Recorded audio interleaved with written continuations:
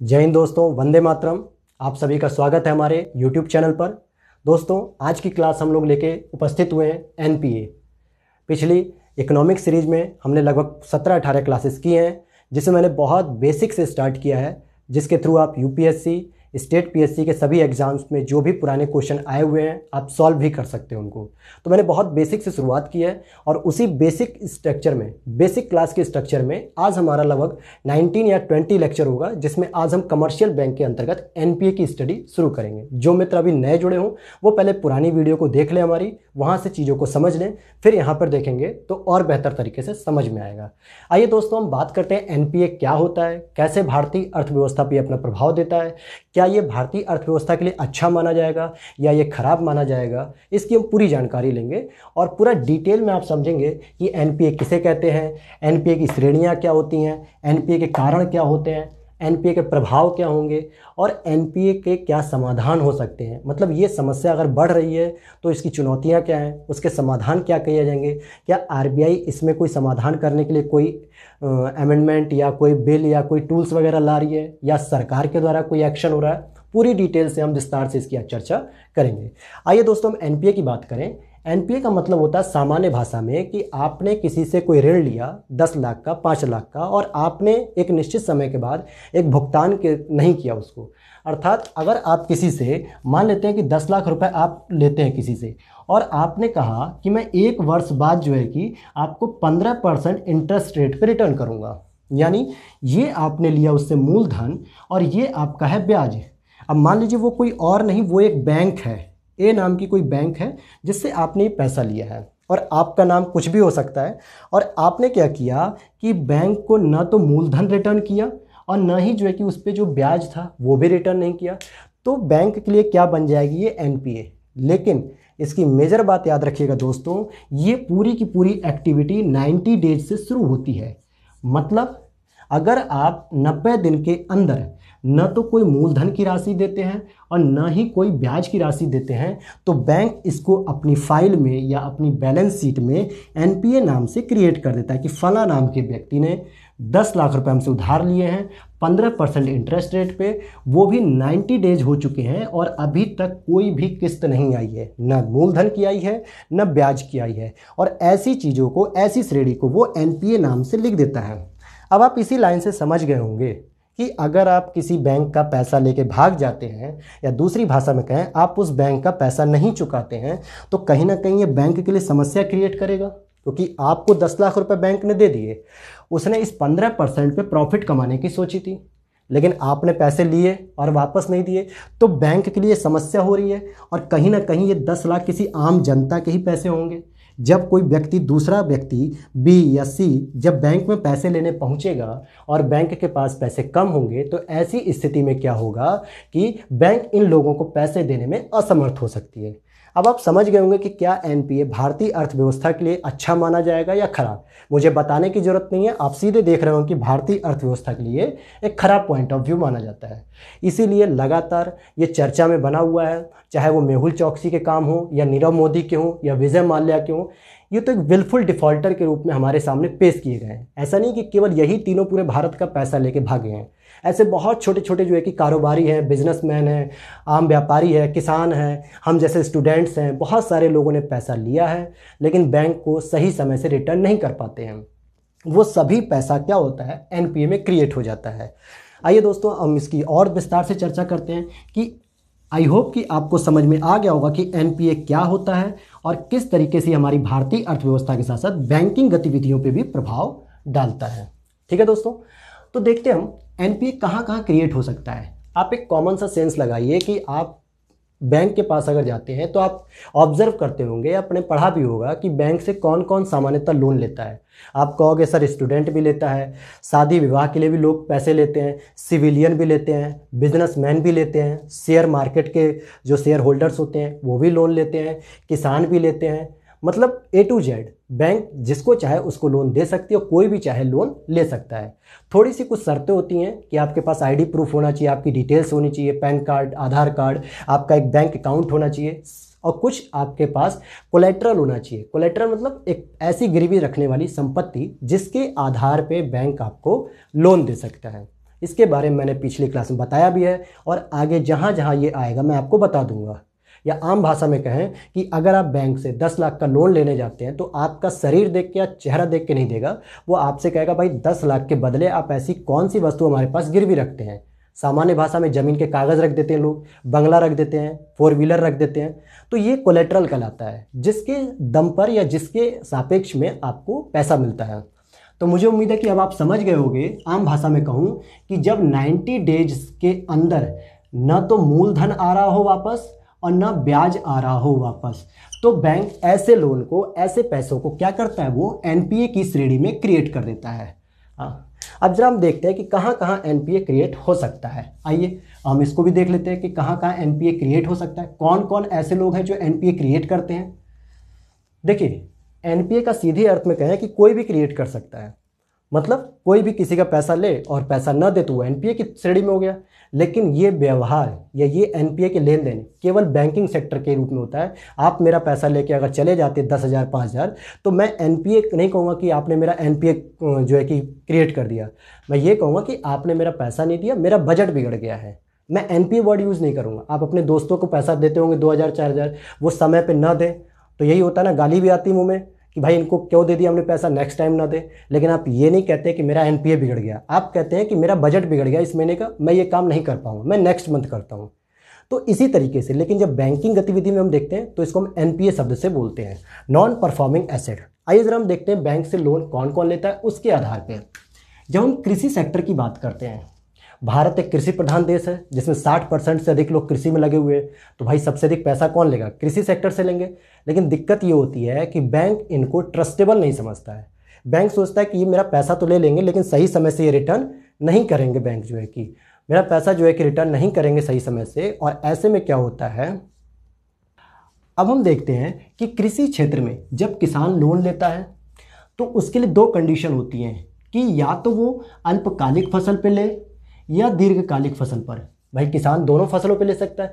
अल्पकालिक फसल का जो क्राइटेरिया होता है, सामान्यतः 3 महीने की एक फसल मानी जाती है, और ऐसी 2 मौसमी फसलें, कैसी मौसमी फसलें, 2 मौसमी फसलें तक अगर वो पैसे नहीं दे पाते हैं किसान, अर्थात 6 महीने तक अपना पैसा रिटर्न नहीं करते हैं बैंक से लिया हुआ, तो वो कृषि क्षेत्र का एनपीए कहलाएगा। आम भाषा में कहें 180 डेज। मैंने आपको बताया कि सर आप कहोगे 90 डेज में होता है, लेकिन आप यहाँ बता रहे हो 180 डेज में। तो सामान्य भाषा में कहें 90 डेज जो है कि किसकी कॉमन टर्म्स होती है, लेकिन एग्रीकल्चर सेक्टर के लिए एक तरीके से छूट कह सकते हैं, क्योंकि कृषि क्या होती है, मानसून पर निर्भर होती है। और हमारे यहाँ जो है कि कृषि बहुत एक तरीके से कह सकते हैं कि प्रॉब्लमेटिक हो चुकी है, इस समय प्रॉफिटेबल नहीं रह गई है। तो इसलिए इसमें थोड़ी छूट दे दी जाती है कि ठीक है आप 6 महीने तक पैसा रिटर्न कर सकते हैं। अगर 6 महीने के अंदर पैसा नहीं आता है, पैसे का मतलब मैंने पहले ही बताया मूलधन और ब्याज, अगर ये 6 महीने तक नहीं आता है एग्रीकल्चर से, तो हम उसको एनपीए की कैटेगरी में कह सकते हैं। अब आप अल्पकालिक समझ गए होंगे कि 3 महीने की एक फसल को अल्पकालिक कहा जाता है, लेकिन यहाँ पे 2 फसलों की बात की जा रही है। तो 2 मौसमी फसलें 3-3 महीने की जो होंगी, 6 महीने तक अगर पैसा नहीं दिया जाएगा तो उसे हम एनपीए कहेंगे। इसी तरीके से दीर्घकालिक फसल की बात कर लेते हैं, तो उसमें सामान्यतः एक मौसमी फसल जो 6 मंथ तक के लिए होती है, दीर्घकाल का समय 6 महीने का होता है, अर्थात यहाँ भी 6 महीने की बात है कि 6 महीने के अंदर अगर कोई किसान या कोई कृषक अगर पैसे रिटर्न नहीं कर पाता है तो क्या करेगा, वो एनपीए की श्रेणी में लिख लेगा बैंक। अब आपको समझ में आ गया होगा कि किसान कितने लंबे समय तक। अब आपसे यूपीएससी क्या करती है, यहाँ पे एक क्वेश्चन बनाती है, क्वेश्चन भी समझते रहिएगा साथ में, क्योंकि आप को अगर लगता है कि ये क्वेश्चन नहीं आ पाएगा या जो भी है, तो आप पुराने पेपर देख सकते हैं, उनके नेचर को देखिए। यूपीएससी के, स्टेट पीएससी के क्वेश्चन किस तरीके से बनाते हैं। वो आपसे कह देगा कि अल्पकालिक फसल के लिए 6 मंथ के लिए और दीर्घकालिक फसल के लिए 3 मंथ के लिए। आप यहीं पे कंफ्यूज हो जाएंगे, क्योंकि दीर्घकालिक फसल के लिए मैंने 6 महीने बताया, न कि 3 महीने। यूपीएससी आपको स्टेटमेंट ऐसे देगी, या कह देगी अल्पकालिक फसल के लिए 90 दिन और दीर्घकालिक फसल के लिए 180 डेज, और आप यहीं कंफ्यूज हो जाएंगे। आप सोचेंगे भाई अल्पकालिक है यानी कि छोटा टर्म है तो छोटे दिन, बड़ा टर्म है तो बड़ा दिन, और यहीं पे ये कन्फ्यूज़न आपको कराएगी। यूपीएससी जानबूझ के आपसे गलत करवाती है। वहाँ पे बस बहुत पेशेंस के साथ बेसिक कॉन्सेप्ट को तैयार रखिए, आपके क्वेश्चन सॉल्व होंगे। आइए, हमने कृषि सेक्टर में तो देख लिया, इसी तरीके से बिजनेस होते हैं, व्यापारी होते हैं जो सामान्यतः लाखों का लोन लेते हैं, करोड़ों का लोन लेते हैं, और अगर जब वो 90 डेज़ के अंदर पेमेंट नहीं कर पाते हैं मूलधन की या ब्याज की, तो ऐसी कंडीशन में बैंक उसको एनपीए में कैटेगराइज कर लेती है। आगे देखते हैं, पानी पी लेता हूं दोस्तों।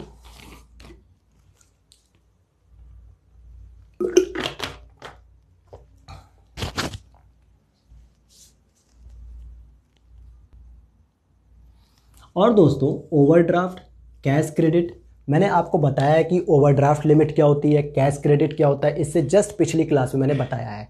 अच्छा, आप बताइए, आपने सुना होगा भाई आपके पास क्रेडिट कार्ड है। क्रेडिट कार्ड क्यों देती है बैंक? आपको कुछ पैसे दे देती है, 5 लाख, 3 लाख, 2 लाख, कि आप अपनी इससे शॉपिंग कर लीजिए, कुछ भी कर लीजिए, और हम आपसे जो है कि इस पर एक पर्टिकुलर मान लीजिए 10% का इंटरेस्ट रेट चार्ज करेंगे। यही होता है क्रेडिट कार्ड। और आपके पास पैसे नहीं भी रहते हैं, लेकिन फिर भी आप अपनी क्रेडिट कार्ड के बल पे शॉपिंग कर लेते हैं। अब यहाँ आप मत पूछिएगा कि सर क्रेडिट कार्ड कैसे इशू होता है, ये बैंकिंग गतिविधि का काम है। फिर भी मैंने इससे पिछली क्लास में बताया क्रेडिट कार्ड क्या होता है, कैश क्रेडिट कार्ड। अगर मान लीजिए आपके अकाउंट में 1 लाख रुपए जो है कि क्रेडिट कर दिए गए हैं, और फिर भी आपने क्या किया कि 90 डेज़ तक अगर न तो उसकी कोई किस्त वापस की, ना कोई ब्याज वापस किया, तो बैंक क्या करेगा? आपको जो है कि इसमें एनपीए में शामिल कर लेगा। अब आप कहोगे सर ये तो मैंने खर्च ही नहीं किए, लेकिन ध्यान दीजिएगा मेरे दोस्तों, ये 1 लाख रुपए आपके अकाउंट में बैंक ने ट्रांसफ़र कर दिए थे, आपने खर्च नहीं किया, ये आपकी जिम्मेदारी है, बैंक की नहीं, क्योंकि ये पैसा बैंक ने आपके अकाउंट में भेज दिया है एक तरीके से क्रेडिट कार्ड में, और बैंक के अकाउंट से ये पैसा निकल चुका है। और ऐसी स्थिति में बैंक के पास 1 लाख रुपए कम है, आपके पास 1 लाख रुपए ज़्यादा है। आप यूज करें या ना करें वो आपकी जिम्मेदारी है। बैंक आपसे पूरा ब्याज लेगी और 90 दिन के अंदर वसूलने का प्रयास करेगी। अगर जब वो 90 दिन के अंदर आप नहीं देते हैं, तो बैंक इसको क्या करती है? एनपीए की श्रेणी में कैटेगराइज कर लेती है। ओके दोस्तों, ठीक। आइए हम अगले टर्म्स पे चलते हैं।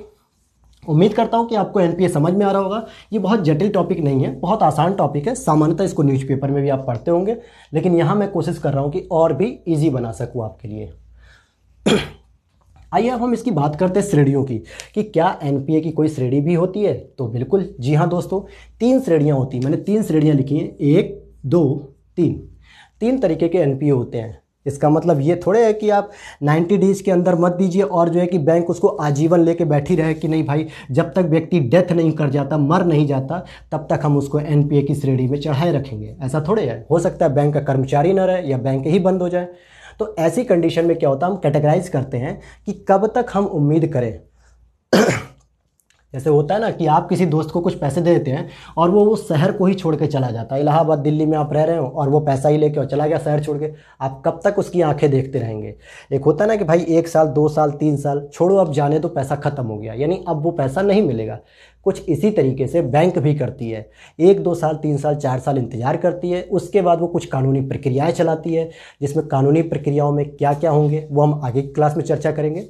ध्यान दीजिएगा, आप अपना पैसा दोस्त से छोड़ सकते हैं, लेकिन बैंक नहीं छोड़ेगी किसी भी कीमत पे, क्योंकि बैंक का यही आधार है। अगर वो सबको पैसा बांटती रही प्रसाद की तरह, भंडारे की तरह, तो एक दिन बैंक खुद दिवालिया हो जाएगी और जितने लोगों का उसमें अकाउंट है उन लोगों को पैसा देने की समस्या आ जाएगी। तो बैंक अपना पैसा नहीं छोड़ेगी, चाहे किसी भी तरीके से आपने जो गिरवी चीज़ रखी है कोलेट्रल, या तो उसको जब्त कर लेगी या सरकार की सहायता लेगी, किसी न किसी तरीके से आपसे पैसा निकाल लेगी वो। तो ध्यान दीजिएगा, एनपीए मत क्रिएट करिएगा और ना ही बैंक से होशियारी करिएगा। चलिए आगे हम बात करते हैं। हम बात कर रहे थे श्रेणी की दोस्तों। तो पहली श्रेणी क्या होती है, मैं थोड़ा सा इसको मिटा दूं, आपको लगेगा कि कुछ ज़्यादा ही हो गया है।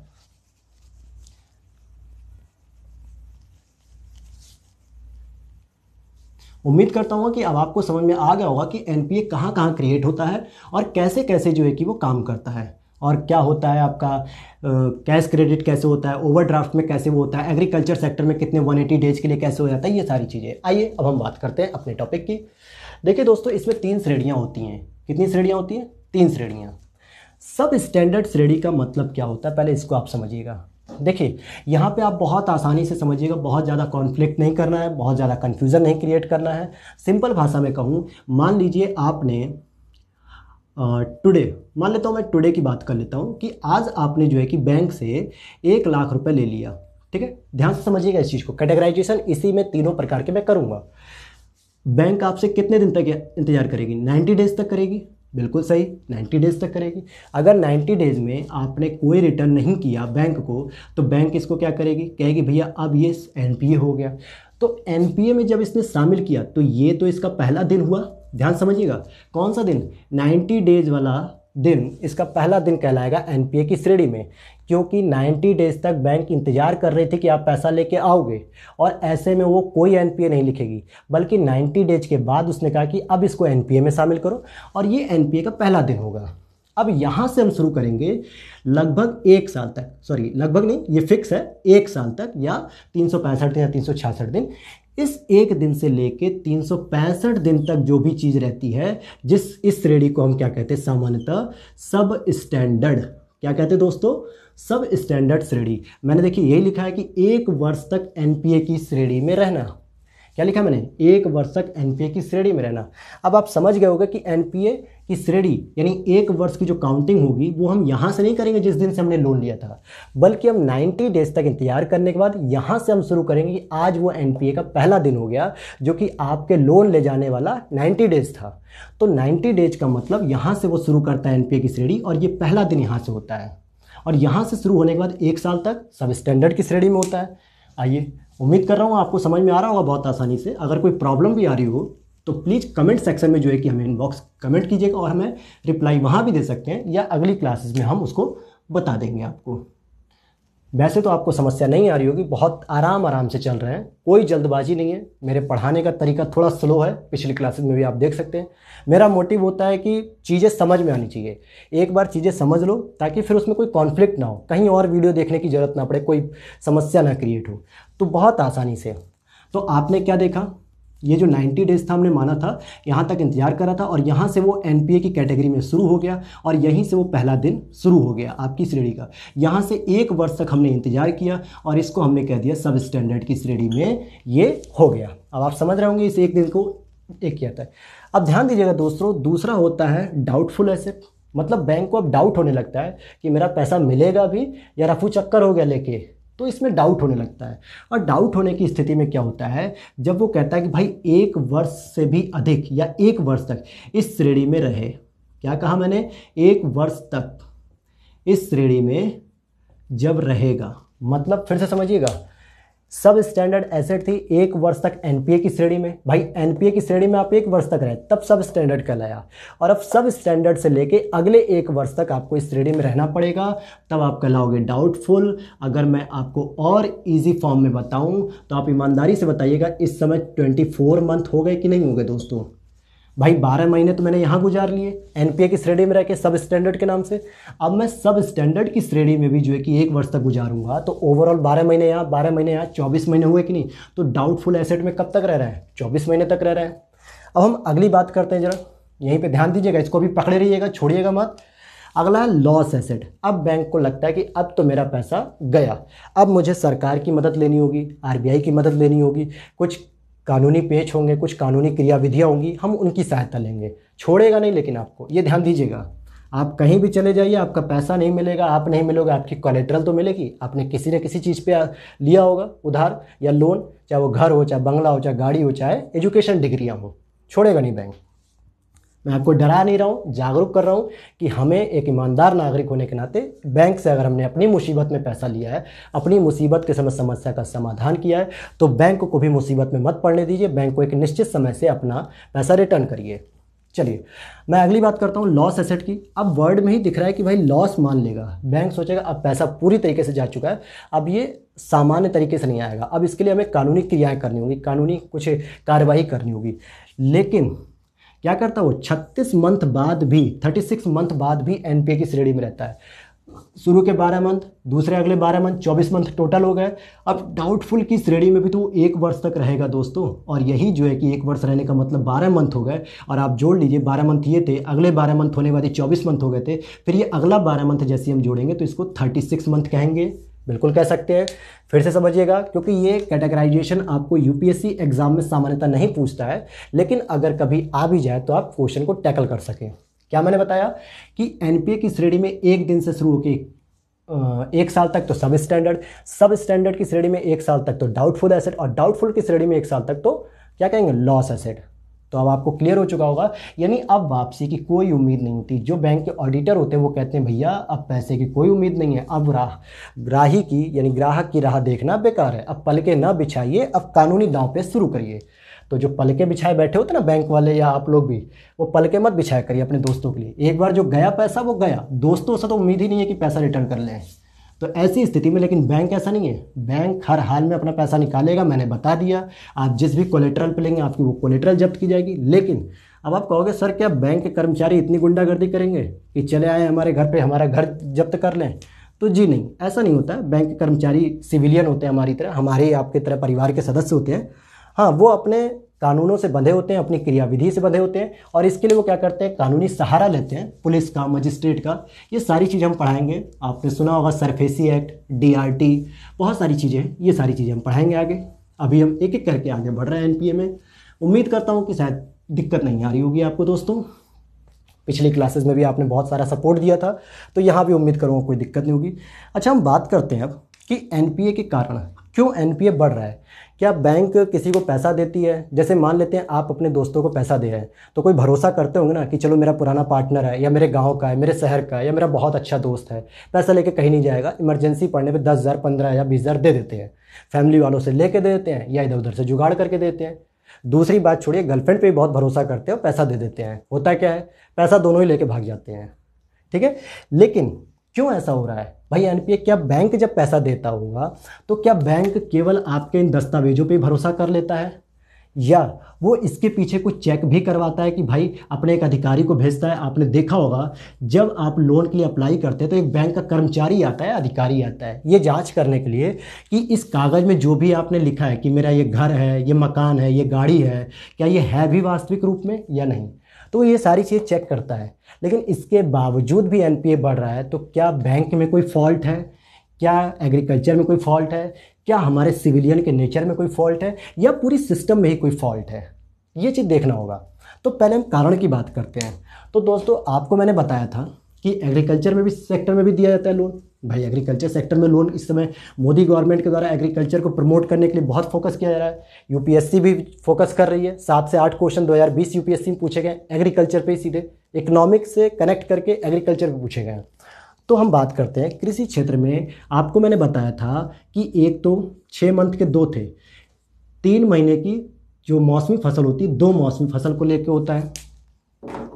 दूसरा जो है कि 6 मंथ का एक था, 1 मौसमी फसल की, और ये थी 2 मौसमी फसल की। दोस्तों होता क्या है, आप भी देख रहे हैं, हम भी देख रहे हैं, सभी लोग जान रहे हैं कि कृषि में क्या बड़ी अनिश्चितता है। किस प्रकार की अनिश्चितता? पहली तो मानसून की अनिश्चितता है। किसान उम्मीद करता है कि इस बार बारिश अच्छी होगी तो हमारी धान की फसल अच्छी होगी, या इस बार पाला सही पड़ेगा तो हमारी गेहूं की फसल हो सकती है खराब हो जाएगी, या कपास की फसलें, बागवानी फसलें, खाद्यान्न संकट वगैरह। तो किसान उम्मीद तो बहुत करता है, लेकिन प्रकृति पे किसी का जोर नहीं है। तो प्रकृति क्या करती है कि कभी भी अपना रुख दिखा सकती है। इसमें ना बैंक की गलती, ना कृषि की गलती, ना किसानों की गलती।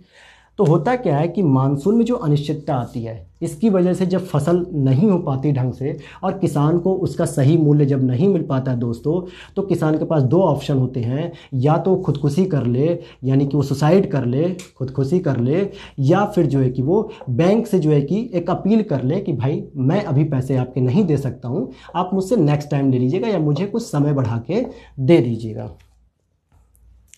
ठीक है दोस्तों, तो ये वाली एक समस्या होती है कि भाई अनिश्चितता होती है जब किसान को खुद नहीं पता कि मेरी फसल क्या होगी, कैसी होगी, क्या उसकी कीमत लगेगी, तो वो कैसे पैसे जो है कि दे पाएगा। तो एक ये समस्या है। लेकिन इसका मतलब ये नहीं कि आप लगातार कृषि में पैसा देते जाइए और किसान जो है कि ये रोना गाए या ये समस्या है और बैंक लगातार कंगाल होते जाए, क्योंकि बैंक में भी पैसा हम ही और आप लोगों का है। एक बैंक अगर दिवालिया होती है तो अब तो नियम भी बना दिया गया है। पहले ये था कि आपका पैसा अगर 1 लाख रुपए से अधिक है और बैंक दिवालिया होगी तो आपको केवल और केवल 1 लाख रुपए दिया जाएगा, चाहे आप 10 करोड़ रुपए भी क्यों ना रखें। अब नियम को चेंज किया गया जब से PMC बैंक जो है कि घोटाला आया तो दिवालियापन, पंजाब एंड महाराष्ट्र बैंक आपने सुना होगा, लगभग 6-7 महीने पहले की घटना है। तो उस दौरान ये नियम भी बनाया गया फिर कि अब आपको 5 लाख रुपए तक की एक तरीके से सिक्योरिटी दी जाएगी कि अगर आपका 5 लाख रुपए से अधिक पैसा है तो आपको मिनिमम 5 लाख रुपए मिल सकता है अधिकतम, इससे अधिक कोई पैसा नहीं मिलेगा। आप ये नहीं कह सकते कि साहब मेरा तो 5 करोड़ रुपए था, बैंक दिवालिया हो गया तो मुझे 5 लाख क्यों दे रहा हो। और ये भी ध्यान देना, किसी का अगर 60,000 रुपये तो उसको 60,000 ही मिलेगा, 5 लाख नहीं मिलेगा। तो ये अधिकतम राशि है। तो मतलब अगर यहाँ की चुनौतियाँ लगातार बढ़ेंगी एनपीए की, तो भाई कहीं ना कहीं सिविलियन का पैसा जाएगा, बैंक दिवालिया होगा। तो इसीलिए एक तो मानसून की समस्या आती है, दूसरा हमारे देश में एमएसपी की विसंगतियाँ हैं। अभी लगातार किसान आंदोलन चल रहे हैं, इस समय लगातार पंजाब में, हरियाणा में धरने प्रदर्शन दिए जा रहे हैं। जो किसान पे 3 बिल लाए गए हैं, कृषि पे 3 बिल लाए गए हैं, जिसमें एमएसपी को भी बहुत मेन मुद्दा बनाया जा रहा है। लगातार बहुत सारे किसान जो बिचौली हैं वो अपने प्रॉफिट को देखते हुए ये कह रहे हैं, एक भ्रम फैला रहे हैं कि एमएसपी को समाप्त किया जा रहा है, जबकि सरकार के ऐसे कहीं भी प्रोविजन में नहीं लिखा हुआ है कि एमएसपी समाप्त की जा रही है। वो एक वैकल्पिक रास्ता खोल रही है कॉन्ट्रैक्ट फार्मिंग का। अब इसमें क्या है क्या नहीं है मैं यहाँ पे डिस्कशन नहीं करूँगा। तो इस तरीके से एमएसपी में भी एक विसंगति होती है। मतलब किसान जो है कि देखता है कि भाई 1925 रुपये का गेहूं बिकेगा या धान बिकेगा 1835 रुपये का, लेकिन असल में उसकी मंडी में इतनी कीमत नहीं मिल पाती। बहुत सारे बिचौलिए होते हैं जिसकी वजह से किसान को पैसा कम मिलता है, वो सस्ती दर पे बाज़ारों में बेच देता है लोकल एरिया पे। तो इस तरीके से हमने देखा कृषि में एक संकट है, जिसकी वजह से एनपीए क्यों बढ़ रहा है, क्योंकि कृषि का जो पैसा जो लोन लिया हुआ था वो रिटर्न नहीं हो पा रहा है, इसीलिए जो है कि एनपीए बढ़ रहा है कृषि में। दूसरा एक सबसे बड़ी चुनौती है बैंकों का खराब प्रबंधन। आप मुझे बताइए कि एनपीए सामान्यतः प्राइवेट बैंक में बहुत कम देखने को मिलेगा। मैं ये नहीं कह रहा हूँ कि प्राइवेट बैंक में नहीं होगी, निजी बैंक में नहीं होगा, लेकिन सार्वजनिक बैंक की अपेक्षा कम। सबसे अधिक दिक्कत आती है हमारी सार्वजनिक बैंक में। सार्वजनिक बैंक में जब आप लोन लेने जाते हैं तो सामान्यतः भाई भतीजावाद भी चलता है। नेताजी का फ़ोन आया है, हमारा आदमी है, पैसे दे देना, कोई गिरवी नहीं, कोई कोलेटरल नहीं। ये सारी चीज़ें सार्वजनिक बैंक में चलती है, प्राइवेट बैंक में थोड़ा ये कम चलता है। इसका मतलब अगर हम कहें कि सार्वजनिक बैंक में जो प्रबंधन और जो कुशलता होती है उसकी कमी दिखती है। क्या दिखती है हमको? उसका अभाव दिखता है, यानी ब्यूरोक्रेसी इस पर हावी हो जाती है। प्लस यहाँ पे जो नेता नगरी वाली काम होते हैं, नेता नगरी, इसका भी थोड़ा सा इम्पैक्ट होता है कि कहीं ना कहीं फ़ोन आ जाता है बैंक मैनेजर को कि हमारा आदमी है, आप उसको पैसे दे दीजिए, कोई उसमें जांच पड़ताल मत करिए। यानी बैंक अपनी तरफ से करना चाहता है लेकिन फिर भी दिक्कत होती है। दूसरा, कभी कभी बैंक के मैनेजर भी जो है कि घुसखोरी वाला काम करते हैं। जिस तरीके से नीरव मोदी में आपने सुना होगा कि सीबीएस जो सेंट्रल कंप्यूटिंग सिस्टम के माध्यम से कैसे पूरा डेटा उन्होंने लेकर और उसको जो है कि लोन दे दिया। वो पूरा एक अलग सिस्टम है, हम उस पर अलग बात करेंगे कि नीरव मोदी ने कैसे कैसे किया। लेकिन कुल मिला के अंतिम रूप से बात यही आ रही है कि सार्वजनिक बैंक में जो कुशलता होती है, जो प्रबंधन, वो कहीं ना कहीं फॉल्ट करती है। तो ये एक चुनौती है हमारे पास दोस्तों। आइए हम और भी कारणों की बात करें। केवल यही तो कारण नहीं है, मैं यहाँ पे लगभग 7 से 8 कारण बताऊंगा जो इम्पॉर्टेंट हैं, और आप उनको मेंस की आंसर राइटिंग में बहुत विस्तृत तरीके से छोटे छोटे पॉइंट्स में लिख देंगे बुलेटिन्स के रूप में, तो एनपीए का आपका आंसर भी कंप्लीट होगा। आइए हम आगे की बात करते हैं। देखिए दोस्तों, हमने पिछले 2 कारण पढ़ लिए हैं बहुत आराम से, जो है कि कृषि क्षेत्र में कैसे प्रभाव होता है, और दूसरा पढ़ा था बैंकों का खराब प्रबंधन। अब हम अगले पॉइंट की बात करते हैं कि एनपीए बढ़ने के क्या क्या कारण होते हैं। तो अगला कारण होता है औद्योगिक समृद्धि दर में कमी। ये औद्योगिक दर शब्द को दिखा रहा है, यानी इंडस्ट्रियल ग्रोथ रेट में कैसे कमी होती है। अच्छा, एक चीज़ आप जानिएगा, जब हम इन्फ्लेशन आगे पढ़ेंगे तो हम बताएंगे किस तरीके से प्रोडक्शन कम होता है और किस तरीके से जो है कि प्रोडक्शन बढ़ने लगता है तो इन्फ्लेशन बढ़ती है। ये सारी चीज़ें हम वहाँ समझेंगे। बस यहाँ पे आप देखिए कि जब इंडस्ट्रियल ग्रोथ रेट में कमी आती है तो सीधा परिणाम क्या होता है भाई, इंडस्ट्री का मालिक क्या सोचता है, अधिक से अधिक प्रोडक्शन करे, प्रॉफिट अधिक से अधिक कमाए। लेकिन जब इंडस्ट्रियल प्रॉफिट में ही कमी आ रही है, इसका मतलब कि प्रोडक्शन में कमी हो रही है। क्या हो रहा है कि प्रोडक्शन में कमी की जा रही है, और जब प्रोडक्शन में कमी हो रही है तो इंडस्ट्रियल ग्रोथ आपकी क्या होगी, कम होगी। भाई डाउन होगी कि नहीं होगी? देखिए यहाँ पे सिंबल मैंने बना रखा है कि इंडस्ट्रियल ग्रोथ क्या होगी, कम होगी। अब क्यों प्रोडक्शन कम कर रहा है, क्यों प्रोडक्शन बढ़ाता है, ये हम इन्फ्लेशन के चैप्टर में बहुत डिटेल से पढ़ेंगे। बस यहाँ पे आप समझिए कि कोई कंपनी थी जो पहले 100 जूते बनाती थी या 100 चप्पलें बनाती थी या 100 खाने के आइटम बनाती थी, आज उसने 10 कर दिए, 15 कर दिए, यानी इंडस्ट्री की ग्रोथ भी कम हो रही है। और ऐसी स्थिति में क्या होगा, जब इंडस्ट्री की ग्रोथ कम हो रही है, जब उसके पास पैसे कम हैं, तो एनपीए चुकाने में क्या हो जाएगी, मजबूर हो जाएगी। क्योंकि इसने प्रोडक्शन करने के लिए अपने घर से ज़मीन से पैसा थोड़ा निकाला होगा, इसने कहीं ना कहीं बैंक से लोन ही तो लिया होगा। और जब इसने बैंक से लोन लिया होगा तो कहीं ना कहीं वो रिटर्न भी करेगा, लेकिन कब करता, जब प्रोडक्शन अधिक होता और इसको प्रॉफिट होता। लेकिन हम देख रहे हैं ना तो प्रोडक्शन अधिक हो रहा है ना प्रॉफिट अधिक हो रहा है, तो वो तो यही कहेगा ना, साहब मेरा प्रोडक्शन भी कम है, ग्रोथ भी कम है, प्रॉफिट भी नहीं है, मैं आपको पैसा कहाँ से दूँ, बैंक को कहाँ से दूँ, पहले अपने कर्मचारियों को तो दे दूँ। तो ऐसी कंडीशन में वो एनपीए क्या होगा, बढ़ने लगेगा। अब भाई इंडस्ट्री के लोग कृषि की तरह 1 लाख 2 लाख थोड़ लेते, सीधे 1 करोड़ पे आती है इनकी तो बात। अब 1 करोड़ रुपया सोचो बैंक से गायब हो गया। गायब होने का मतलब एक तरीके से मार्केट में तो नहीं रह गया, यानी बैंक के पास नहीं रह गया। अब 1 करोड़ रुपए उसके लिए बहुत बड़ी प्रॉफिट हो जाता है, मतलब बहुत बड़ी एसेट हो जाएगी। तो ऐसी स्थिति में हम कह सकते हैं कि इंडस्ट्रियल ग्रोथ भी किन्हीं भी कारणों से, अगर इंडस्ट्रियल ग्रोथ अगर हमारी कम है तो कहीं ना कहीं एनपीए को बढ़ावा मिलेगा। हमने एनपीए के कारण पढ़ रहे हैं कि क्यों एनपीए बढ़ता है। कृषि क्षेत्र में अनिश्चितता की वजह से बढ़ता है, बैंकों के खराब प्रबंधन की वजह से बढ़ता है, और इंडस्ट्रियल ग्रोथ रेट कम होने की वजह से भी एनपीए बढ़ता है। और ध्यान देना, जिस तरीके से एक बैंक की भी एक बैलेंस शीट होती है और एक इंडस्ट्री की भी होती है, यहाँ पे ये अलग है, थोड़ा सा ध्यान दीजिएगा। ट्विन बैलेंस शीट इससे क्या होती है, खराब हो जाती है। आपने अक्सर न्यूज़पेपर में वर्ड सुने होंगे ट्विन बैलेंस शीट या द्वितुलन पत्र। आप जब किसी बड़ी बड़ी इंडस्ट्री के पास जाते होंगे, इंडस्ट्री में या बड़े बड़े जो शॉपिंग मॉल होंगे, वहाँ आप देखते होंगे एक टैली करने वाला एक बंदा बैठा होता है, टैली करने वाला। वो देखता है कि साल में हमारा कितना प्रोडक्शन आया, कितना क्या हुआ, कहाँ कहाँ कितना प्राइस हुआ, ये सारी चीज़ें। इसी को हम सामान्यतः क्या कहते हैं, बैलेंस शीट कहते हैं। इसी तरीके से एक बैंक की भी बैलेंस शीट होती है, जिसमें वो मेंशन करता है कि मेरे पास आज कितना पैसा आया, कितना मैंने लोन दिया, कितना मैंने सीआरआर रखा, एसएलआर रखा, कितना मैंने जो है कि रेपो रेट है, कितनी क्या है। तो ये भी एक ट्विन्स बैलेंस शीट होती है। मान लीजिए यहाँ से ये पैसा इंडस्ट्री के पास आया और इंडस्ट्री ने ग्रोथ नहीं की और उसने एनपीए को बढ़ा दिया कहीं ना कहीं, तो इसकी तो बैलेंस शीट बिगड़ी, क्योंकि इसका प्रोडक्शन जितना होना था टारगेट उतनी प्रोडक्शन हो नहीं पाया, ये दिक्कत हो गई। और जब इसकी आपकी बैलेंस शीट बिगड़ रही है, जब ये पैसा नहीं दे पाएगा बैंक को, तो बैंक की भी तो बैलेंस शीट बिगड़ेगी कि नहीं बिगड़ेगी। इसी को हम कहते हैं द्वितुलन पत्र, यानी पत्र मतलब बैलेंस शीट, और ये खराब हो गई, इसकी भी खराब हो गई, इसकी भी खराब हो गई। इसने इसको लोन दिया था लेकिन इसका प्रोडक्शन कम हुआ, प्रॉफिट कम हुआ, इसकी वजह से इसका पूरा का पूरा सिस्टम बिगड़ गया और इसने बैंक को भी क्या किया, सरेंडर कर दिया कि भाई मैं अभी पैसे नहीं दे पाऊंगा। और बैंक की भी क्या हो गई, बैलेंस शीट खराब हो गई कि भाई मेरा पैसा इतना फंस गया। हो सकता है वो स्टैंडर्ड हो जाए या डाउटफुल हो जाए, सब स्टैंडर्ड, डाउटफुल या लॉस एसेट में हो जाए। तो इसी को कहते हैं दोस्तों हम ट्विन बैलेंस शीट। तो आपने देखा किस तरीके से इंडस्ट्रियल ग्रोथ कम होने की वजह से ट्विन बैलेंस शीट की भी एक प्रॉब्लम हो गई। और ध्यान दीजिएगा, जब हम आगे पढ़ रहे होंगे इसकी समस्या के समाधान की, तो ट्विन बैलेंस शीट बैंक की इम्पॉर्टेंट हो जाएगी, क्योंकि जो भी काम करेगा बैंक वो कहीं ना कहीं इस ट्विन बैलेंस शीट को सही करने के लिए करेगा। क्योंकि जब ये सही होती है, साफ़ सुथरी होती है, साफ़ सुथरी का मतलब ये नहीं है कि आपने कट पेस्ट कर दिया, बार बार इसमें कटिंग पिटिंग हो रही है, ये मतलब नहीं होता है। सीधी बात कि भाई जितना लोन हमने दिया है उतना हमारे पास पैसा वापस आया कि नहीं, जितना हमने आरबीआई से लोन लिया उतना हमने रिटर्न किया कि नहीं। इसको हम कहते हैं ट्विन बैलेंस साफ़ सुथरा होना। साफ़ सुथरे का होने का मतलब कि जितना हमने पैसा लिया है या जितना दिया है, हमारे पास पूरा हिसाब होना चाहिए।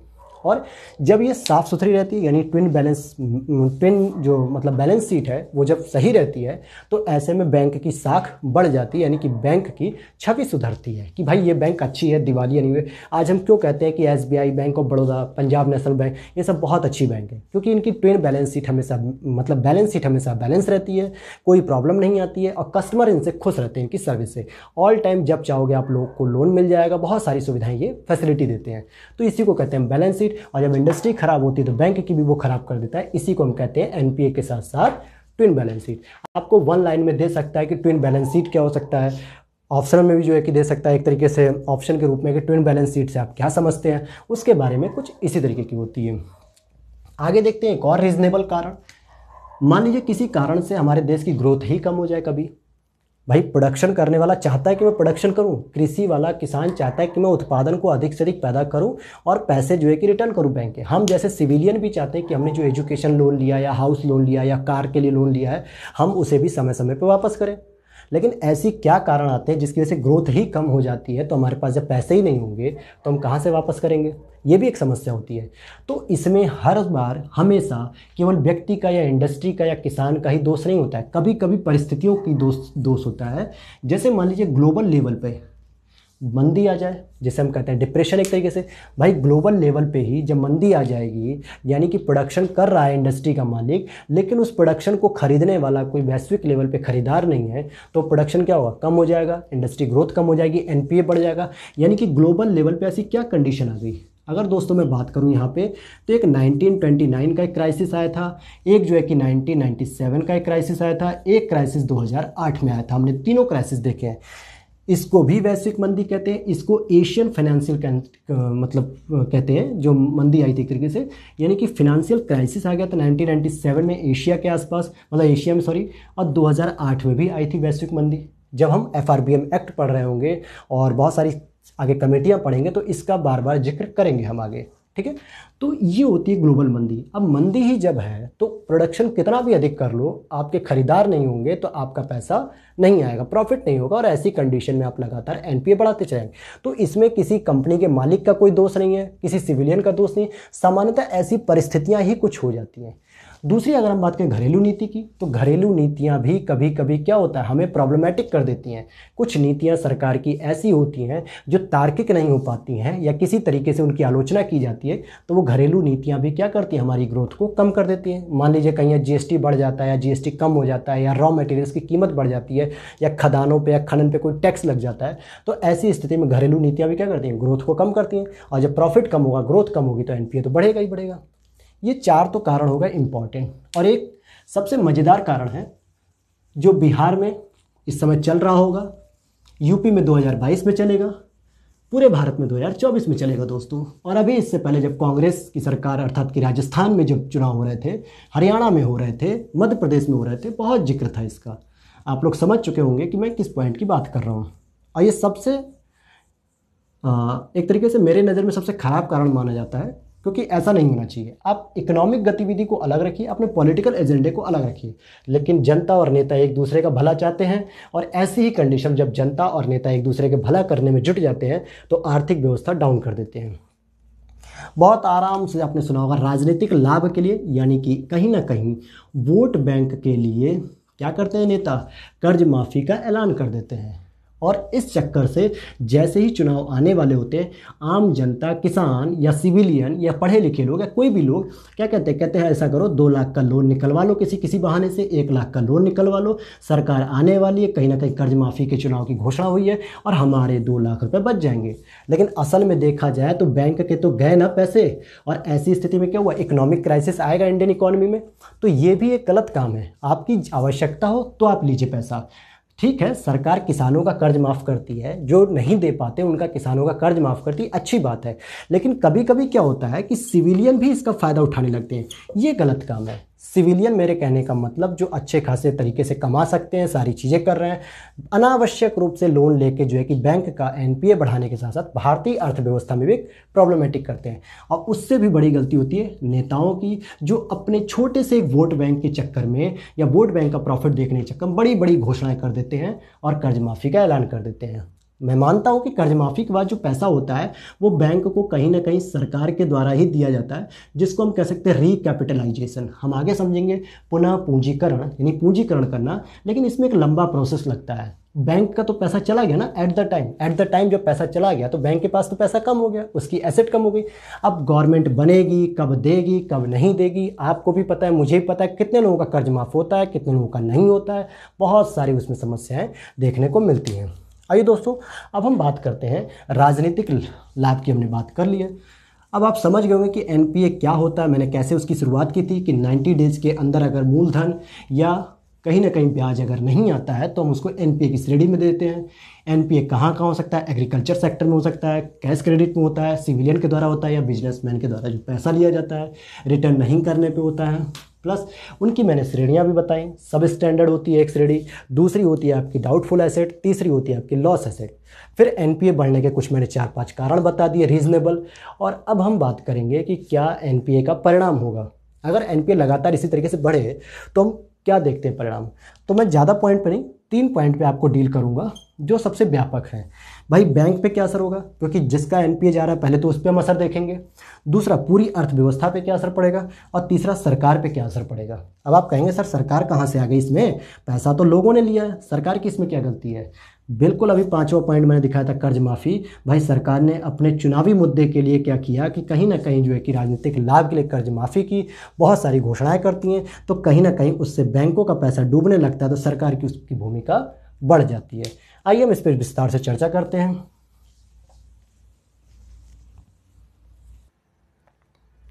चलिए दोस्तों, अब हम बात करते हैं कि किस तरीके से हम देखते हैं कि इस पे बैंकों पे प्रभाव कैसा होगा, अर्थव्यवस्था पर कैसा होगा और साथ ही साथ सरकार पर कैसा प्रभाव पड़ेगा। हमने 3 प्रभावों की बात की है, एक बैंक, एक अर्थव्यवस्था और एक सरकार। आप इसके और भी बहुत सारे प्रभाव पढ़ेंगे, किताबों में भी पढ़ते होंगे, जगह जगह आपने पढ़ा भी होगा, लेकिन मैं मुख्यतः 3 की बात कर रहा हूँ जो पूरी इकोनॉमी में कैसे रोल प्ले करते हैं। ऐसा नहीं है कि आप बहुत सारे प्रभाव को आप सिविलियन पे भी देख सकते हैं, आम नागरिकों पे देख सकते हैं, बिजनेसमैन पे देख सकते हैं, हर जगह देख सकते हैं। लेकिन मैंने कोशिश की है कि इन्हीं तीनों पॉइंट में आपके जितने भी अधिक से अधिक पॉइंट आ रहे होंगे दिमाग में, वो सब इसी में इंक्लूड कर दिए जाएंगे। आइए, पहला हम देखेंगे बैंकों पर प्रभाव। भाई, बैंक पर प्रभाव देखना तो सबसे अधिक आवश्यक है, क्योंकि बैंक ही तो पैसा दे रहा है, और जब बैंक पैसा दे रहा है तो बैंक को तो देखना पड़ेगा कि उसकी चोट कैसी है, उसके चोट पे कुछ मरहम लगेगा या चोट खुली रहेगी। आइए हम देखते हैं। अब इसमें मत जाना कि चोट और मरहम क्या है, बस समझने के लिए है कि चोट लगी रहने मतलब उसका जो पैसा डूब गया उसके लिए वो क्या करेगा। देखिए कैसे चोट पे चोट बढ़ेगी। पहली चीज़ होगी कि ROA। अब इसको पहली बार आप सुन रहे होंगे टर्म्स को कि ROA का मतलब क्या होता है, रिटर्न ऑन एसेट घटेगा। ध्यान देना दोस्तों मेरी बात को, मैंने क्या कहा कि रिटर्न ऑन एसेट घटेगा।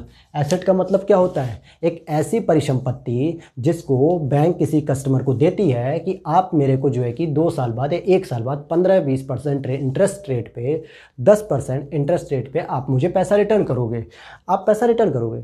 लेकिन जब उसके पास पहले से ही NPA क्रिएट हो चुका है, पैसा है नहीं ज़्यादा, वो दूसरा किसी को लोन कम देगी या दे ही नहीं पाएगी, तो ऐसे में उसकी एसेट घटेगी कि नहीं, किस पे, जो रिटर्न आने वाला था, जो ब्याज आने वाली थी, वो घटेगा, इसका प्रॉफिट कम होगा। पहली समस्या। दूसरी इसकी समस्या देखिएगा, जब NPA बढ़ेगा तो इसकी वजह से एक प्रोविजनिंग नाम की व्यवस्था की जाती है। प्रोविजनिंग आपने न्यूज़पेपर में भी सुना होगा, और मुझे जहाँ तक याद है शायद 2 या 3 साल पहले एक एग्जाम में पूछा हुआ था ये एग्जाम कि प्रोविजनिंग क्या होती है। तो ध्यान से समझिएगा। पहली चीज़ कि RBI के द्वारा शुरू की गई है। अब मैंने आपको पढ़ाया था कमर्शियल बैंक में कि RBI इन बैंकों का रेगुलेटर होता है। कोई भी अगर ये समस्या क्रिएट करेंगे जो भारतीय अर्थव्यवस्था के साथ साथ खुद उन बैंक के लिए भी समस्या क्रिएट करेगी, तो RBI तुरंत इसके लिए रेगुलेटर का काम करेगा। रेगुलेटर का मतलब नियम बनाना और साथ ही साथ उनके ऊपर नियंत्रण रखना कि तुम कोई भी ऐसा काम मत करो जिसकी वजह से अर्थव्यवस्था में एक क्षति पहुंचे, एक नुकसान हो, तो तुरंत प्रोविजनिंग की व्यवस्था करेगा। अब RBI को इससे नहीं मतलब कि आपका NPA कैसे बढ़ा। आपने हो सकता है सार्वजनिक बैंक में जो कुशलता और प्रबंधन का अभाव था, या मैनेजर ने अपने प्रॉफिट के लिए, होता ना कि साहब आप 10-50 लाख का लोन पास कर दीजिए, हम आपको 10 लाख रुपए दे देंगे। परसेंटेज होती ना, आप भी गए होंगे अगर कभी बैंक में लोन लेने के लिए कि भाई मैं आपका 7% 4% लूँगा और बाकी आपको पैसा मिल जाएगा। तो इसका मतलब क्या है, बैंक के कर्मचारी मैनेजर कहीं ना कहीं घुसखोरी कर रहे हैं, भ्रष्टाचार कर रहे हैं, या हो सकता है कोई जेन्युइन रीजन हो कि मानसून की अनिश्चितता आ गई हो या ग्लोबल मंदी हो गई हो, जिसकी वजह से लोग पैसा तो वापस करना चाह रहे थे लेकिन नहीं कर पा रहे हैं। तो RBI इसकी फोकस नहीं करता है कि भाई NPA कैसे बढ़ा। वो सीधी सी बात है, आपके ऊपर एक नकेल कसता है, कंट्रोल लगाता है कि मैं एक प्रोविजनिंग की व्यवस्था कर रहा हूँ। इसी को मैंने कहा था चोट के ऊपर चोट बढ़ेगी। पहली चोट तो हम देख ही रहे हैं कि बैंक ऑलरेडी अपने पैसे को कम कर चुका है, रिटर्न ऑन एसेट भी घट चुका है। दूसरा एक तरीके से प्रोविजनिंग की राशि बात करते हैं, जैसे ये उसी तरीके से कह सकते हैं बच्चों, जैसे आप किसी 10th या 12th के एग्जाम में जब आप फेल हो जाते हैं रिजल्ट में, और एक तो फेल हुए, पहला दुख, दूसरा जब गार्जियन और सपोर्ट ना करके आपको डांटे पीटे कि कैसे फेल हो गए, पड़ोसी का लड़का पास हो गया तुम फेल हो गए, तो ये चोट के ऊपर चोट होती है। इसी को मैंने कहना चाहा कि बैंक पहले से डूब गई है, एक तरीके से दिवालिया होने की कगार पे आ गई है कि उसका पैसा कम हो गया है, ऊपर से RBI और उनको दंड के रूप में प्रोविजनिंग की व्यवस्था करती है। कैसे करती है दंड के रूप में प्रोविजनिंग, कहती है कि जितना आपका NPA क्रिएट हुआ है तो उस NPA पे कुछ ना कुछ आप प्रॉफिट भी कमा रहे होंगे।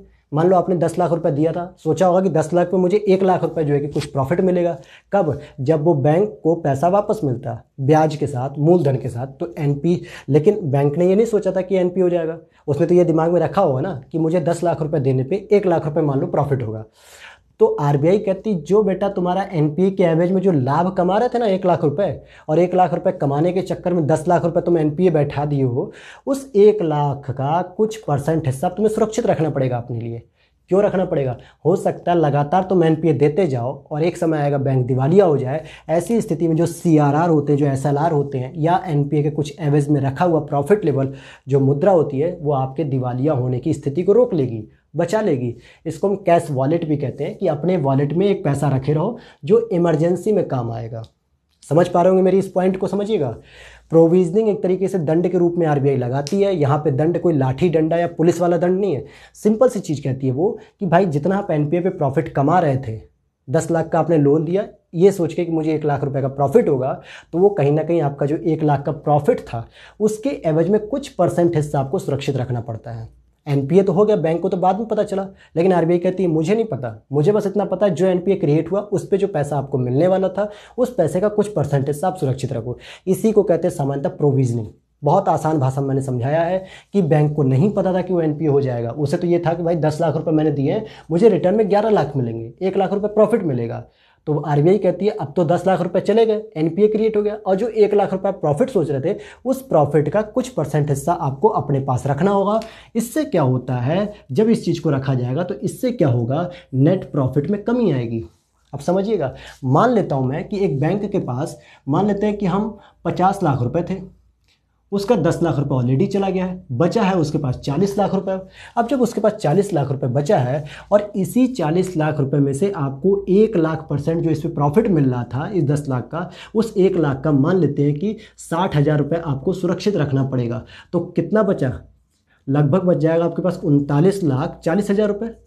39,40,000 रुपये बचेगा ना, तो नेट प्रॉफिट कम हो गया कि नहीं हो गया बैंक का। अब नेट प्रॉफिट कम हो गया और इसकी वजह से हम कह सकते हैं कि बैंक जहां पहले 40 लाख का लोन दे सकती थी, अब वहां वो 39.5 लाख का लोन दे सकेगी, यानी कि साख सृजन क्षमता भी कम, कैश क्रिएशन क्षमता भी कम। और मैंने पहली क्लास में बता दिया है, पिछली क्लासों में, कि साख सृजन क्षमता क्या होती है और साख नियंत्रण क्या होता है। दोस्तों, साख नियंत्रण आरबीआई के द्वारा किया जाता है कि कैश को जो है कि कैसे कंट्रोल किया जाए, और साख सृजन बैंकों के द्वारा किया जाता है कि कैसे हम पैसे से पैसा बनाएं। तो इससे क्या होगा, जब एनपीए की एवरेज में कुछ वॉलेट में रखना पड़ेगा बैंकों को, तो उससे नेट प्रॉफिट में कमी आएगी, और नेट प्रॉफिट में कमी आने की वजह से साख सृजन क्षमता भी उनकी कम होती जाएगी। क्लियर है दोस्तों। आइए हम नेक्स्ट बात पे करें कि बैंक, व्यक्ति, लोन, सरकार, ये किसी न किसी एक अर्थव्यवस्था में होते हैं। मैंने पहले ही लेक्चर में बताया था कि जब हम अर्थशास्त्र या अर्थव्यवस्था की बात करते हैं तो एक क्षेत्र विशेष होती है, जैसे इंडियन इकोनॉमी, और इकोनॉमिक्स सिद्धांतों पे आधारित होती है। तो किसी न किसी देश की अर्थव्यवस्था होगी। हम भारत के रेफरेंस में अगर स्टडी कर रहे हैं तो हम क्या देखते हैं कि जब साख सृजन क्षमता बैंकों की कम हो चुकी है तो निवेश दर घटेगा कि नहीं घटेगा।